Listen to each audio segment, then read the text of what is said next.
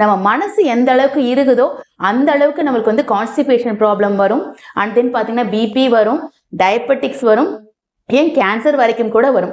உண்மையாவே உங்க மனசு எந்த அளவுக்கு இறுக்கமா இருக்கு, இல்ல எந்த அளவுக்கு அது தளர்வா இருக்கு அப்படிங்கறது இப்ப செக் பண்ணலாம். அதை செக் பண்ண எப்படி செக் பண்றது அப்படின்னா, இதுக்குதான் வந்து நம்ம வந்து தாமரை முத்திரை பண்ண போறோம். ஸோ எல்லாருமே இப்ப என் கூட சேர்ந்து பண்ணுங்க. 2 கைகளும் யூஸ் பண்ண போறோம்.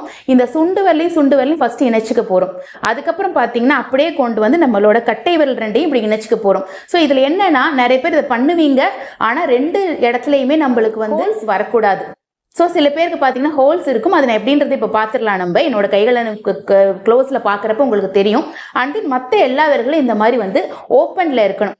ஸோ இவ்வளோதானங்க, இது எனக்கு ஈஸியாக வருமே அப்படின்னு நீங்கள் நினைக்கலாம். பட் அதை செஞ்சு பாருங்க. உண்மையாகவே உங்கள் மனசு வந்து கொஞ்சம் தளர்வாக இருக்குன்னா உங்களால் இந்த அளவுக்கு விரிக்க முடியும், நல்லாவே விரிக்க முடியும். இல்லை எனக்கு தளர்வாக இல்லைன்னா சில பேருக்கு இப்படி தான் வரும்.